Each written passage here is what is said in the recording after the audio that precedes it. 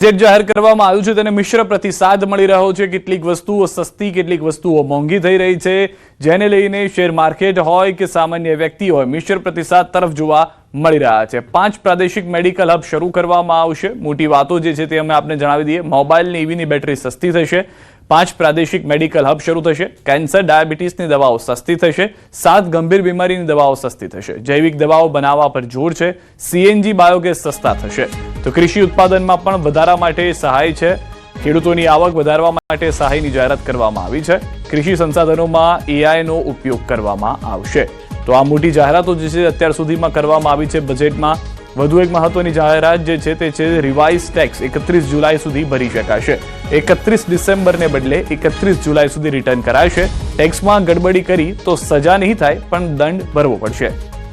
અત્યાર સુધી જે જેલની સજા હતી તેમાંથી મુક્તિ આપી હોવાની પ્રાથમિક જાણકારી મળી રહી છે, પરંતુ દંડની જોગવાઈ યથાવત રાખવામાં આવી છે। એનઆરઆઈને પ્રોપર્ટી માટે 10 ની જરૂરિયાત નહીં રહે। ઇન્કમ ટેક્સ ભરવો હવે સરળ થઈ જશે।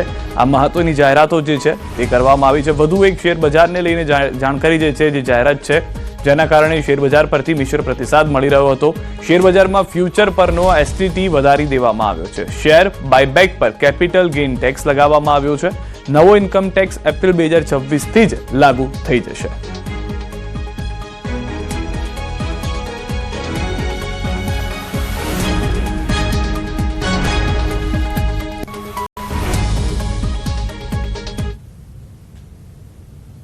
पारंपरिक दवाओं माटे साक्ष्य आधारित अनुसंधान प्रशिक्षण અને જાગૃતતાને પ્રોત્સાહન આપવા માટે જામનગરમાં WHO ચિકિત્સા કેન્દ્રનું ઉન્નયનનું પ્રસ્તાવ મૂકું છું। તો એનઆરઆઈને પ્રોપર્ટી માટેની પણ જે વાત હતી તેમાં પણ થઈ ગયું છે। બીજી તરફ દારૂ જે છે તે મોંઘો થશે। જે બજેટમાં શું સસ્તું શું મોંઘું છે તેના પર નજર કરી રહ્યા છીએ આપણે, જેમાં ભંગાર મોંઘો થશે। જે અલગ અલગ ટેક્સ નવી યોજનાઓની શરૂઆત કરવામાં આવી છે તે પ્રમાણે તેના પર અસર જોવા મળી રહી છે। બીડી સસ્તી થશે, બેટરી પણ સસ્તી થશે। રાજકોટ ભાજપની કેન્દ્રીય બજેટ અંગેની સૌરાષ્ટ્ર કમિટીના સભ્ય ધનસુખ ભંડેરીનું બજેટ અંગે નિવેદન। ધનસુખ ભંડેરીએ બજેટ અંગે કહ્યું કે આ બજેટ સૌરાષ્ટ્રના નાનામાં નાના ઉદ્યોગોને ફાયદાકારક છે। દરેક જિલ્લામાં મહિલા હોસ્ટેલ બનાવવાની જાહેરાત ખૂબ જ મહત્વપૂર્ણ છે। એમએસએમઈ ઉદ્યોગ માટે પણ આ બજેટ ખૂબ જ અસરકારક છે। કેન્દ્ર સરકારના બજેટના કારણે આગામી દિવસોમાં લોકોને ખૂબ જ સારો ફાયદો થશે।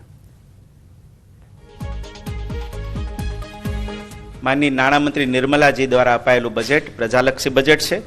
સ્થિરતા આપનારું બજેટ છે। રાજકીય કોષ અનુશાસન આપનારું બજેટ છે। જનહિતને પ્રાધાન્ય આપનારું બજેટ છે। આત્મનિર્ભર ભારતના માધ્યમથી વિકસિત ભારત 2026-27નું આ બજેટ છે। નાગરિકને દરેક સેક્ટરમાં લાભ થાય અને એને કારણે ગરીબ, પીડિત, શોષિત, દલિત, આદિવાસી, બક્ષીપંચ તેમજ યુવા, કિસાન, મહિલા બધાને લાભ કરનારું આ બજેટ છે। યુવા શક્તિ આધારિત અનેક સેક્ટરમાં લાભ આપવાનો પ્રયાસ કર્યો છે। આર્થિક વિકાસને તેજી આપનારું બજેટ 7% વિકાસ દર જાળવીને આગળ વધવાની વાત કરી છે। તેને કારણે ખૂબ સૌનો સાથ, સૌના વિકાસથી દેશની આર્થિક વ્યવસ્થા ખૂબ સારી રહેશે। આગામી 5 વર્ષમાં અલગ સેક્ટરમાં ખૂબ મોટી ફાળવણી કરવામાં આવી, જેમાં સેમિકન્ડક્ટર માટે 40,000 કરોડ, કન્ટેનર ઉત્પાદન માટે 10,000 કરોડ, બાયોફાર્મા સેક્ટર માટે 40,000 કરોડ। એને કારણે ઉદ્યોગો ખૂબ મોટા વધશે અને રોજગારી વધશે।